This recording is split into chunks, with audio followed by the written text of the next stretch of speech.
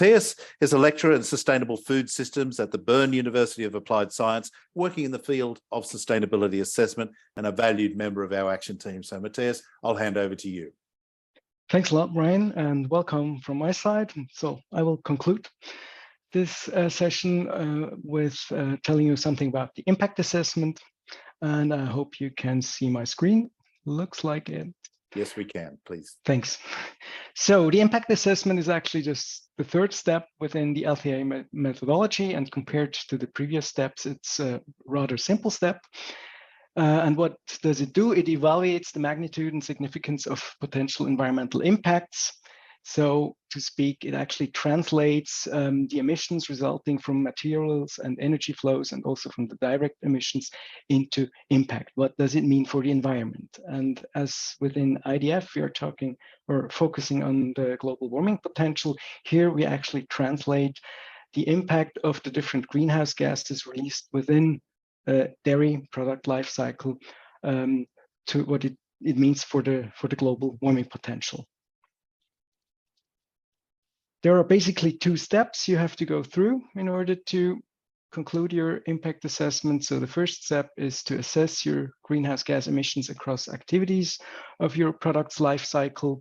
And to make this a little bit more tangible, I put here a simplified life cycle of dairy, and we are just looking at parts of the life cycle at the cradle to factory gate, including the dairy farming and the dairy processing. And so on an aggregated level, these could be actually called activities.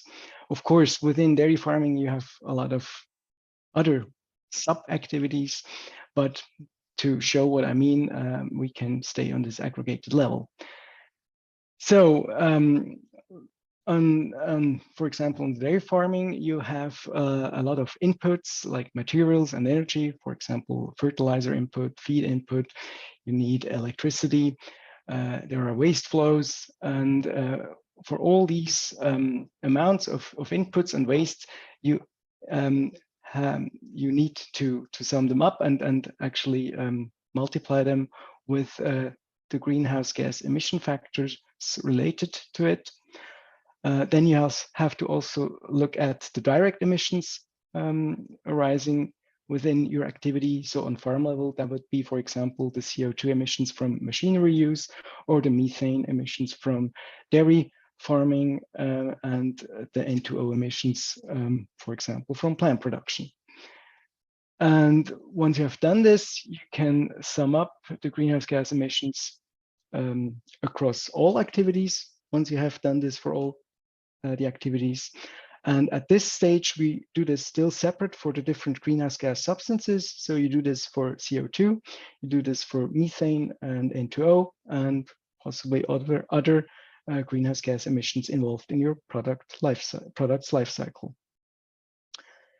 In the second step, you then convert the different greenhouse gas substances into CO2 equivalents. This has been mentioned already. So what you do is you multiply the emissions of the individual greenhouse gas substances by its characterization factors, and this results in a common metric. So usually this is then the CO2 equivalents, and the good thing about this is that you can sum them up, and actually you do build the sum across your whole system analyzed, so you get the total carbon footprint of your system analyzed. And as you want to know the greenhouse gas emissions or the global warming potential per functional unit, you then have to divide the total carbon footprint of your system analyzed by the total number of functional unit provided by the system. And this then results in the carbon footprint per functional unit. Now, I will go through these steps real quick in a little bit more detail, just to explain it a little bit better to you. So here we have the different activities like the dairy farming, the dairy processing, and possibly other activities. And within dairy farm, you have, for example, fertilizer input, a certain amount you use per year. And this amount of fertilizer input needs to be multiplied by the emission factor. So this is the greenhouse gas emissions that result from producing 1 kilogram of fertilizers. And then you might have other inputs like the imported feed input. Again, you multiply it by the respective emission factor. You have electricity input and so on. And then you have to also add the direct emissions. So here we only look at the CO2 emissions. So these would be the emissions from machinery use.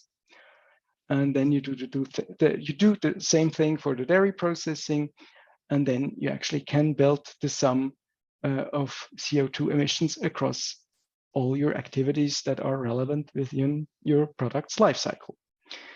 And once you have done this for CO2, you of course have to do this analogous in an analogous procedure for methane and nitrous oxide, and possibly other greenhouse gas emissions if relevant.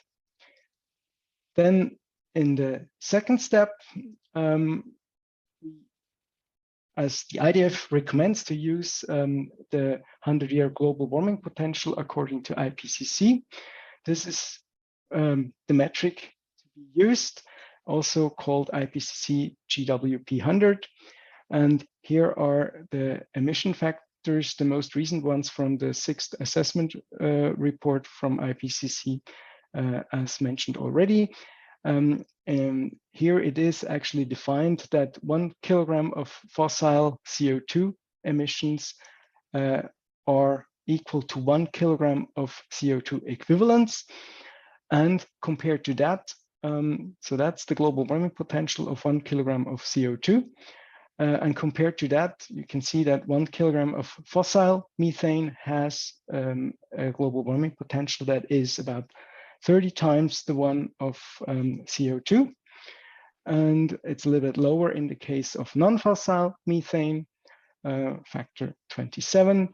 And in the case of N2O, we have a global warming potential over a 100-year time frame that is 273 times the potential of CO2.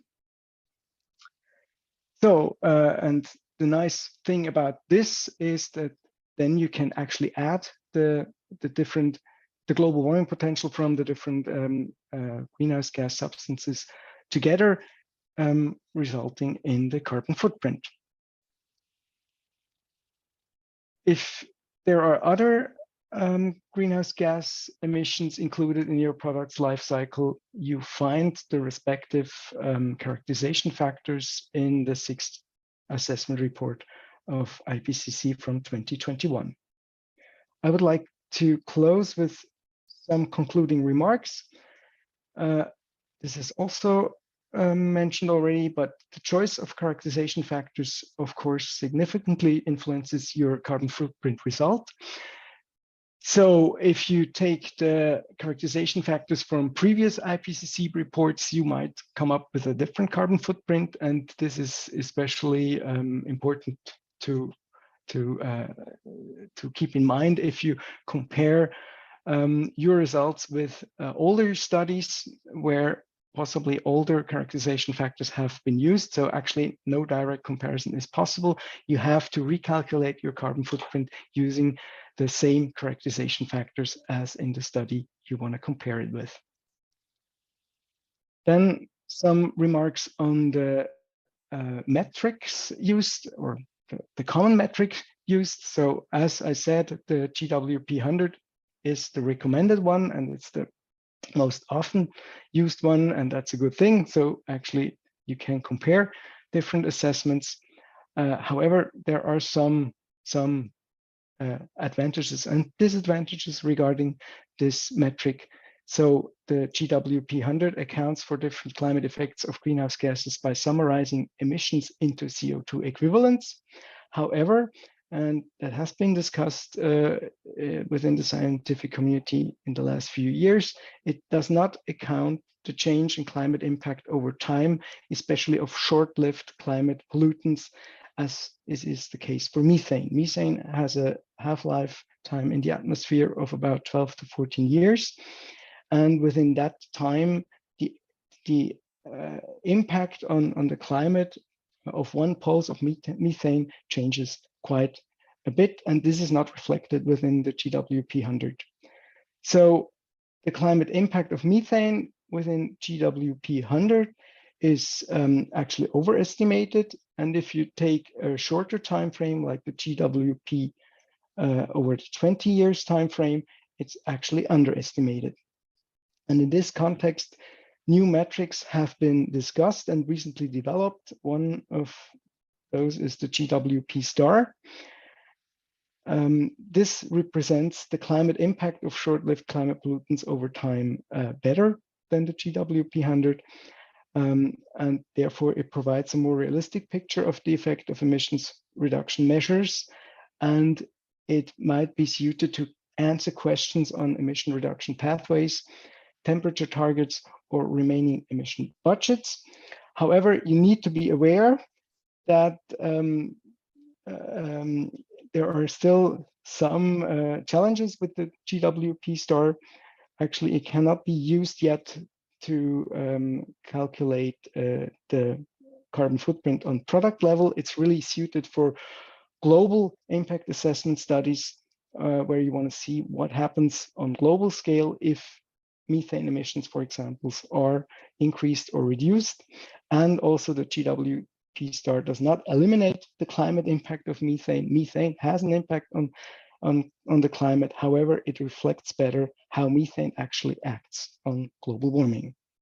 And we will see what comes up in the future. And at this point, I'm at the end. Thanks a lot. Thank you so much, Matthias, and fascinating stuff, bringing it all together. You had the tough job of bringing all the other presentations together and making sense.